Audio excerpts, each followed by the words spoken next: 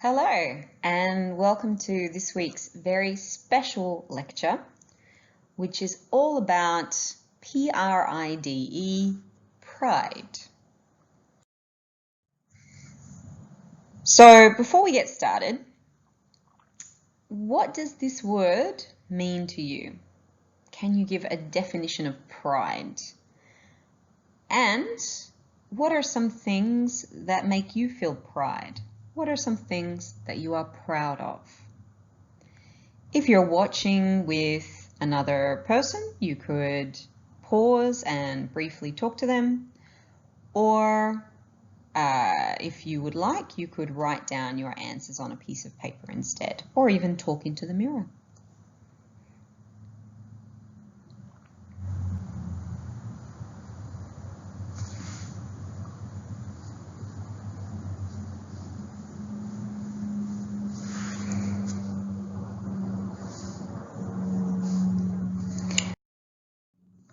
Okay, so in this lecture, we will learn about the origin and meaning of pride, so the first Pride Parade, and also why it is still necessary, even now in the 21st century. We will look at the evolution of gay rights in Australia from very early in Australian history until today. And we'll find out what pride parades are like. So we'll see some of the examples of what people wear, what people do.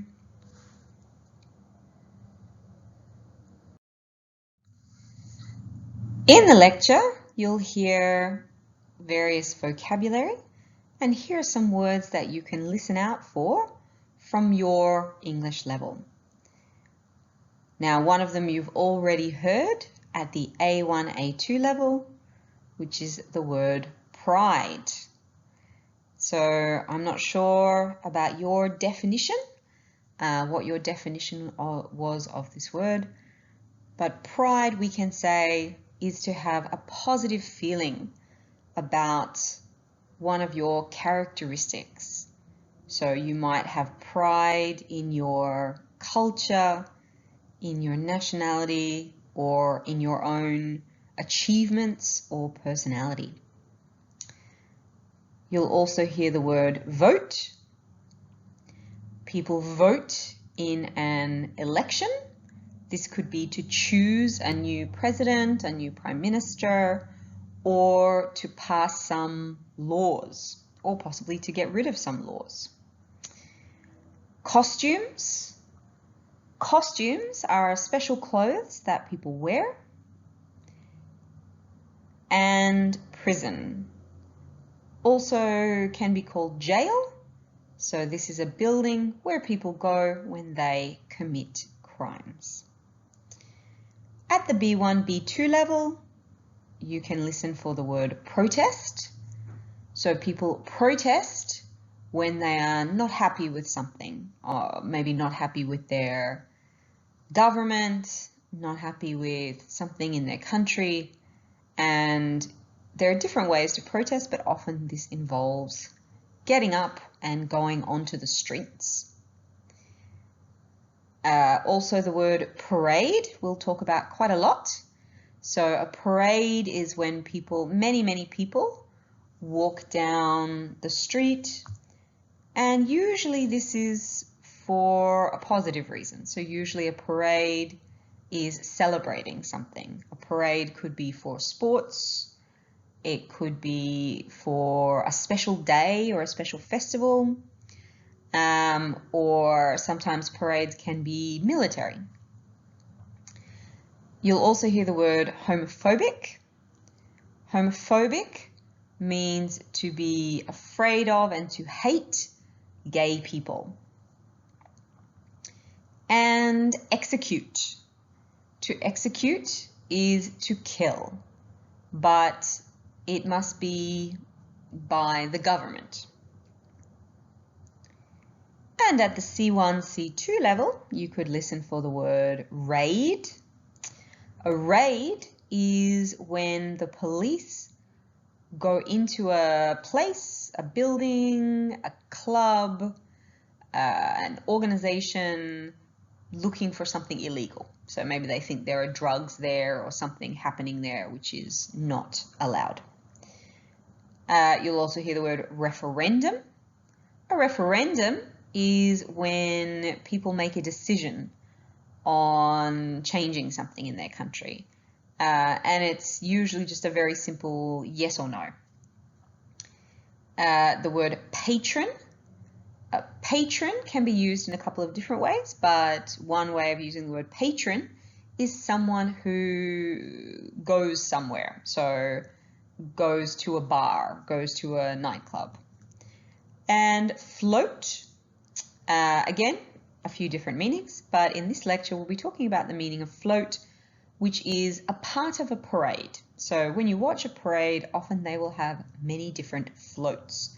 So people build something, and this could be, you know, looking almost like a little ship or something like that, and then they go down the street. So let's talk about the beginning.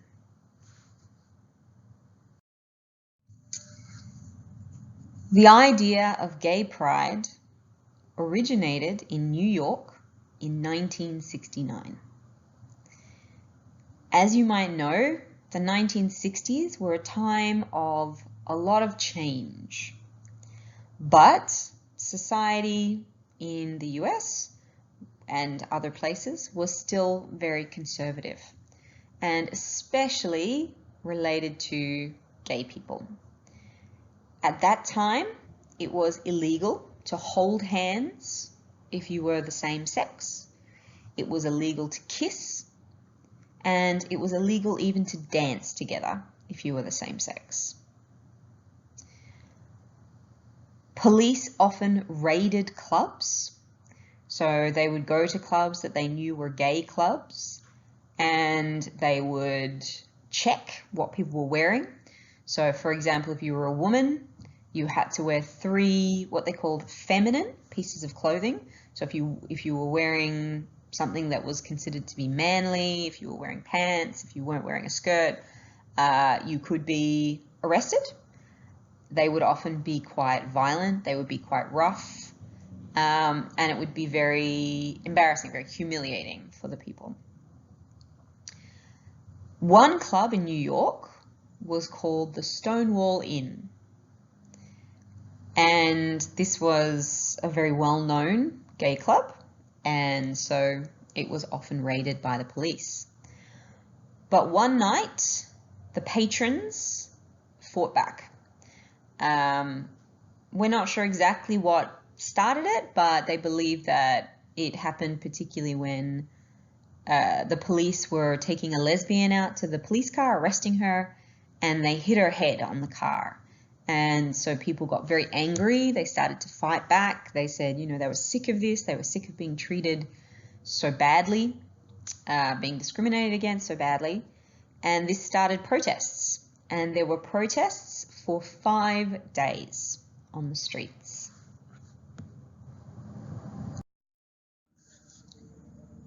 One year later, on the anniversary of the Stonewall riots, the first gay pride parade in the world was held in New York. It was quite a small group of people, especially compared to these days. They walked 51 blocks through New York, and they finished in Central Park. The walk only took about half as long as they expected, because all the people were walking very quickly because they were nervous. They were worried that they would be attacked, that, you know, people would throw things at them. But in fact, it was not as bad as they thought. It was relatively peaceful, just a few people yelling at them. So that was the beginning. And the beginning was in the US, in New York. But soon this started to affect the whole world. What about Australia? Australian laws were based on laws in Britain because the colonists who came to Australia were from Britain. And so because of this, there were very strict laws relating to homosexuality. Actually, it was never illegal to be a lesbian. There were never any laws against women. And there are a lot of ideas about why this is true, but a lot of the reason people think is because they just didn't believe it was possible. At that time, they believed that women didn't really have any interest in sex themselves. They just wanted to be married, so they couldn't imagine two women together. However, when it came to gay men, they had very, very serious laws. So in fact, gay men could be executed, they could be killed until 1899. And even when they got rid of that law, it was possible to get life in prison for just being gay, for being a gay man. Slowly, over many years, different parts of Australia decriminalised, stopped making it illegal to be gay. But it took a really long time. And in Tasmania, which was the last place, it was actually illegal until 1997. So, only 20 years ago.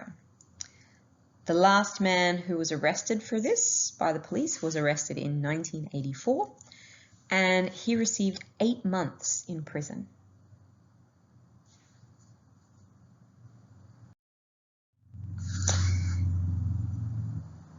So the first Sydney Mardi Gras was held in 1978, the year that I was born.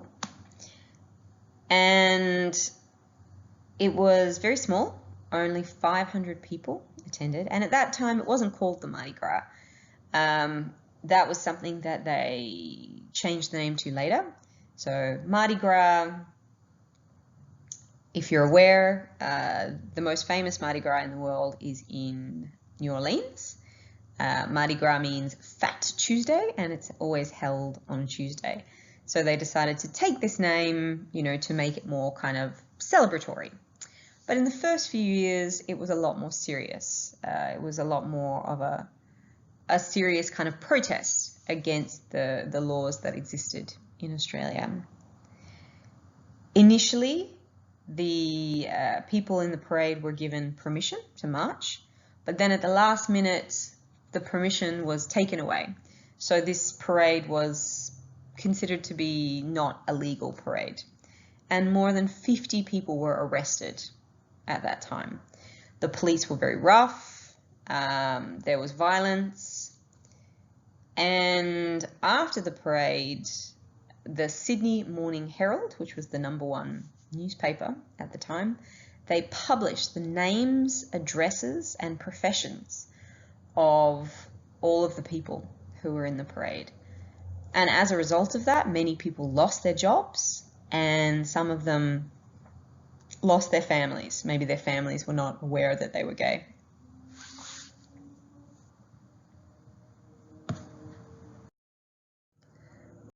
Now, 40 years later, the Sydney Gay and Lesbian Mardi Gras has developed into one of the biggest pride parades in the world, and also one of the biggest events in Australia. It's a major tourist attraction, and many, many people every year come to visit Sydney just because of this. It's held in February every year, and recent parades have had more than 500,000 people either participating or in the audience. They have more than 70 floats. And there are many, many different kinds of floats. Some of them are traditions. So you will always see the Dykes on Bikes, which is lesbians riding motorcycles. They are traditionally at the beginning of the parade. Another traditional one is the Bears. Bears are hairy gay men. But now it is much more an accepted part of society. So you also have floats from all kinds of different organizations, businesses, and institutions in Australia. So you have banks that have floats, the police take part, they are in the parade, and different politicians and political parties. Usually the Prime Minister of Australia will also attend.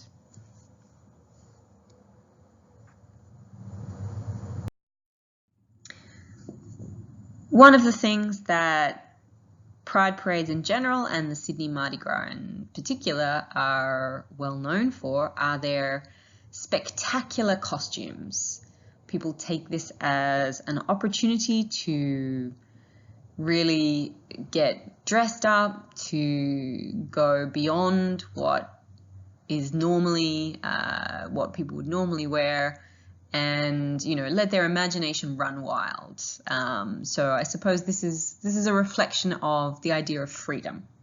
Freedom to wear what you want, freedom to love who you want, and freedom to be what you want. So let's take a look at some of the costumes, iconic costumes throughout the years.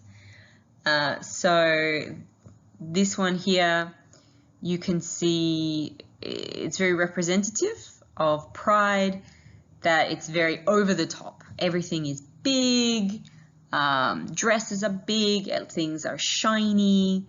Often there are headdresses, and you can see this person here wearing a very large headdress. There's often things like feathers or sequins. So just very shiny, very bright, very over the top. And people spend, months or even the whole year creating and making their outfit for this one night.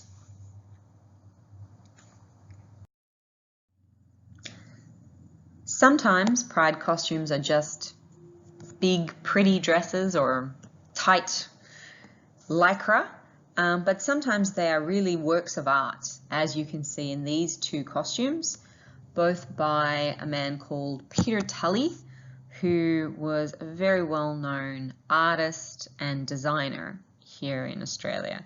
So extremely abstract, conceptual, and again, really representing and expressing the idea of freedom.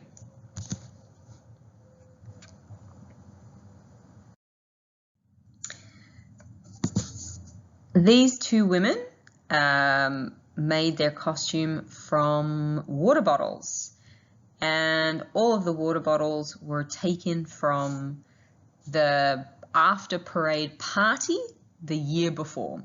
So after the parade every year there is a big party, and so these women went around and collected the water bottles that people had used, and from that they made these amazing costumes. So people really showing their creativity and uniqueness.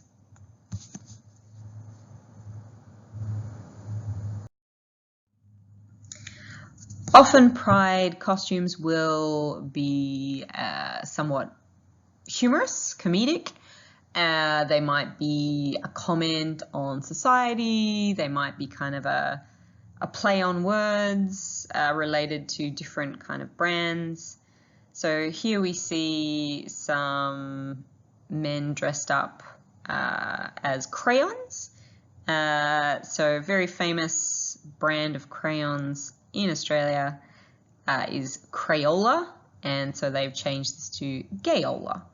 And still, of course, crayons come in many colours, so still keeping with that rainbow theme, which a lot of people really try to do.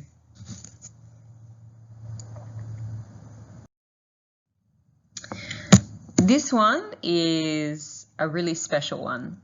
So this is a costume of Captain Cook, and it comes from the first time that there was an Aboriginal and Torres Strait Islander float in the parade.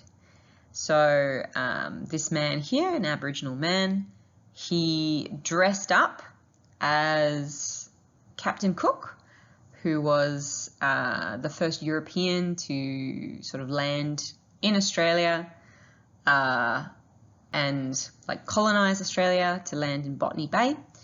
And so they kind of reversed the races. So you can see that he's dressed up as Captain Cook, but still with many kind of tribal patterns.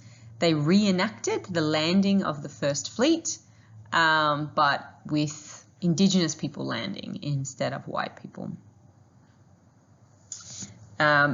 Now it's very common to have Aboriginal and Torres Strait Islanders in the parade, but at the time this was a really big step, and it's not easy. Aboriginal cultures can be particularly conservative, and so people in those cultures who come out as gay can particularly struggle. This costume here is called Gingham Woman. Gingham is the name of the pattern, the check that you can see. This was originally designed as an art piece, and then it was recreated for the gay and lesbian Mardi Gras. So if you look at it, it's very retro 60s, and the whole piece is created out of the same kind of material. There's a mini skirt, boots, a hat, gloves, a cigarette holder that you can see she's holding, a headpiece to represent the hair, and then even the face is a mask. It's made out of latex, which is kind of thick plastic, and with holes cut out for the eyes and the mouth. So not very comfortable to wear, but certainly pretty amazing looking.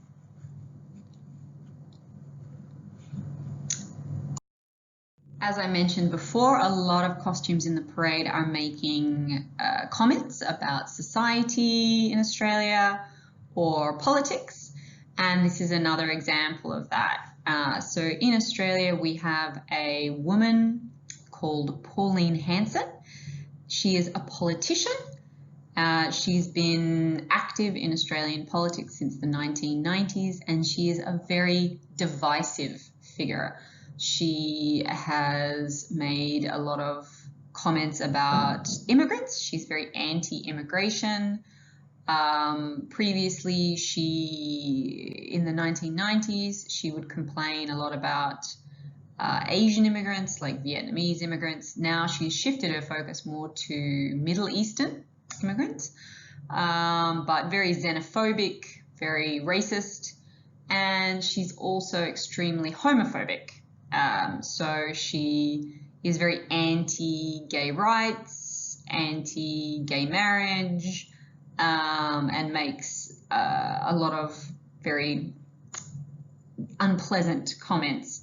So a local drag queen performer made a character called Pauline Pants Down, which is kind of making fun of her. So she's known for her red hair. So you can see they all here have the short red hair, and they made a number of songs which are kind of making fun of her and her comments.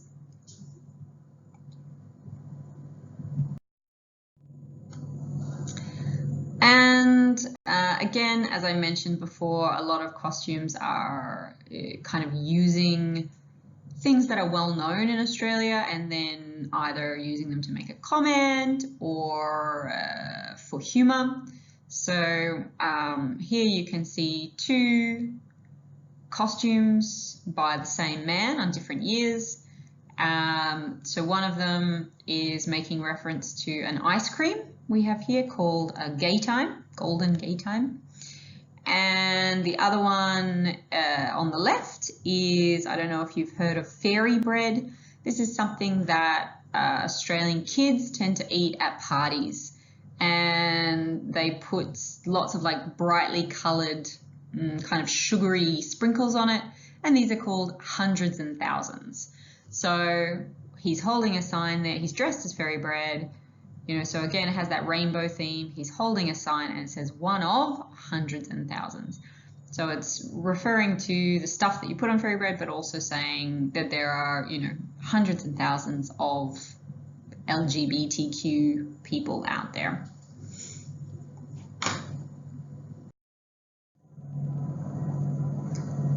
So as well as the various very elaborate floats and the beautiful, unique, creative, artistic costumes, one of the things that the Sydney Mardi Gras is really known for is every year there's a very large music performance. And this has been some of the biggest acts in the world. So, you know, people like Madonna, Cher, every year it's different, but it's always quite spectacular. If you follow the link at the top of the screen, the YouTube link, you can watch a video of Kylie Minogue. I don't know if you're familiar with Kylie Minogue, but she's an Australian singer. Like pretty much all famous Australians, she started on a soap opera. She was in Neighbours many years ago and then started a music career. She's probably one of the most well-known and well-loved singers in Australia, and she's also very much a gay icon. She's very loved by the gay community. She's always been very accepting of them. She's done a lot of performances for them. And so if you watch this performance, you can really see the kind of thing that is popular at the Mardi Gras. So, you know, dance music, you know, crazy costumes, lots of interesting effects, and just really fun. It is a 22-minute video, so don't feel like you have to watch the whole thing. You can just watch a couple of minutes. And if you'd like to see any other performances, because there are different acts performing every year, you can just do a search on YouTube for Sydney Mardi Gras music performance, and you can see some of the many different acts that have performed over the years. So I've been talking a lot about Sydney, and certainly Sydney is the most well-known in Australia and one of the most well-known in the world. But of course Perth also has its own parade. Not quite on the same scale as Sydney, not quite as well known, but we are still very proud of it. So our Pride Parade, actually it's at a different time. So the Sydney Mardi Gras is held every year in February, but the Perth Parade is held every year in November. So in fact, it is this Saturday, and that's why I'm giving this lecture this week. So the Perth Pride Parade is a free event. Anyone is free to go and watch, and it starts at 8 p.m. It's from 8 to 10 p.m. and is in Northbridge. So I've got a little map there. I don't know how well you can see it, but it goes in a kind of loop. So the parade starts on Francis Street, and then they go down Francis Street, turn onto William Street, and then walk down Aberdeen, walk down Lake Street, turn again, walk up James Street, and then finally back onto William Street. So it is kind of a square. So if you want to watch it, you just want to make sure that you're on one of those streets. It can get really busy. So, you know, maybe think about where you want to set yourself up. If you want to go somewhere to have a drink and watch, or to eat something and watch, then you might want to get there early, because all of those best spots will often be taken up by people quite early on, but definitely worth watching. If you just want to stand on the street, that's fine, and you can easily do that, and you can see kind of quite well. In the middle, I don't know if you can see, there's a kind of a circle, and this is showing the after party. So there's a couple of after parties for the parade. This is the official after party, the Francis Street party. Costs only $5 to get in, and this is where they give out the prizes. So they give out prizes for the best float, for the best costume, and a few other things as well. So that's a really good one to go to, especially if you're looking for a cheaper option. But there's also the after party at the Court nightclub, which is very well known. And that one is a little more expensive. I'm not sure exactly. I think it's about $40 or something like that.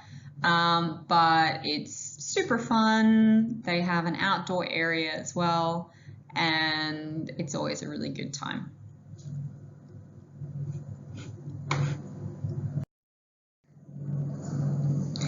Throughout this lecture, I've been using the term gay pride because it's an easy way to talk about it, that's easy for people to understand, but it's not quite correct to use this term. So in fact, we should use the term LGBTQIA.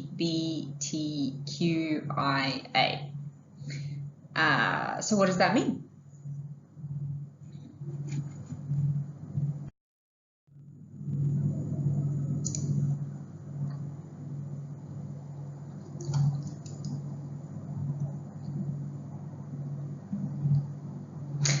L stands for lesbian. These are women who are attracted to other women.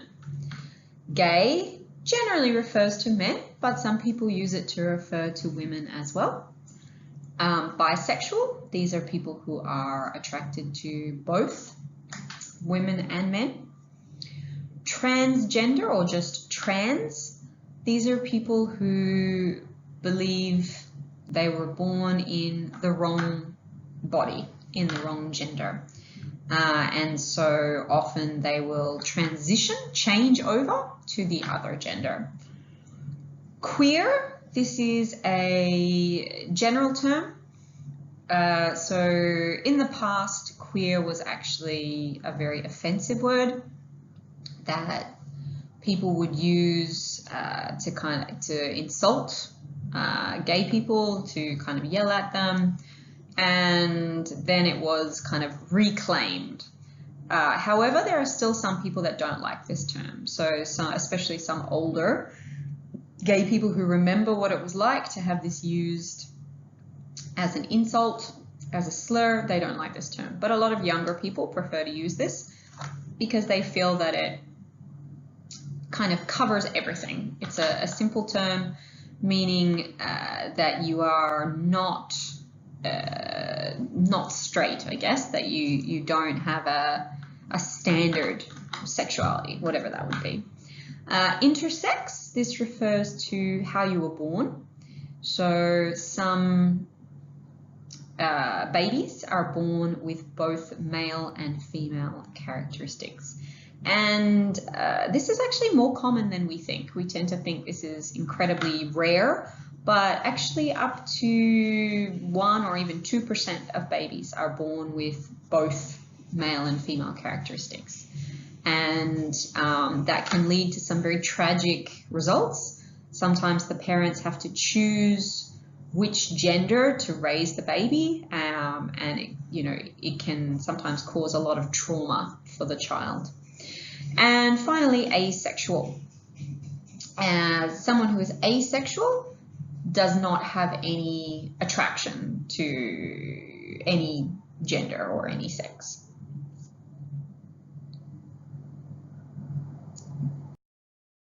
So we've come a long way from 50 years ago, when it was illegal to do things like hold hands, dance, kiss, when just for being gay you could be arrested, you could be beaten up by the police. And it seems crazy to us now that this was the way that things were. We've moved so far from this. And a lot of people say, well, we've made so much progress, things have changed so much, why do we still need gay pride? We don't have straight pride, why do we need this? But even though we've made a lot of progress, there's still a long way to go. You can see some statistics here. even though up to 1 in 10 or more people may have a diverse sexual orientation or gender identity, whether that's lesbian, gay, bisexual, trans, intersex. Still, if you look at these statistics here, people with those kinds of identities are 3 times more likely to experience depression. 6 in 10 experience some verbal homophobic abuse. 2 in 10 experience physical homophobic abuse. 1 in 10 experience other types of homophobia. People still feel the need to hide their identity. So this could be while they're accessing health services or other kinds of services, going to events with family, or especially at work. So 39% of people feel the need still to hide their sexuality or their gender identity at work because they don't feel safe to reveal that. A couple of years ago, the Australian government decided to have a referendum on whether to legalise gay marriage. Many people criticised this decision because they said, we already know from opinion polls, from asking people, that the majority of people in Australia supported gay marriage. So, why couldn't the government just change the law? Why did they need to go to this trouble? People particularly criticised them because of the way they did it. They did it by postal vote. So everybody had a postal form sent out to them and they sent it back. So this was very expensive and it also took a long time. So during this time, there was a lot of discussion and it really revealed a lot of the homophobia that still exists in Australia. A lot of people took the opportunity to make some pretty disgusting comments relating, gay people to child molesters, or saying that they're sick, some things that we think of as very old ideas, but they are still around in our society. An example of that would be, even now, there's a famous rugby player in Australia, Israel Folau, who has made numerous comments on Twitter that gay people are going to hell. He's very religious. And even with our recent bushfires, that they were a punishment from God for gay people in Australia. So these kind of ideas, this kind of hatred still very much exists. And it's incredibly hurtful. There's a reason that depression and suicide rates are much higher amongst LGBTQIA people, and it's because of this feeling of not being accepted for just, who you are. Luckily, the referendum on gay marriage did pass by a good majority, and gay marriage was made legal. So I just wanted to end by looking at the Perth Pride Parade, an image from the Perth Pride Parade from 2018, and the theme of that parade, Love Wins.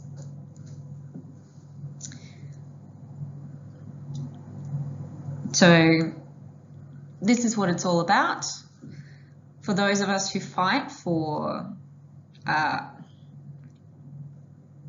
gay rights, it's about the ability to be yourself, to love who you want, and not need to hide. So thank you very much. Thank you for listening.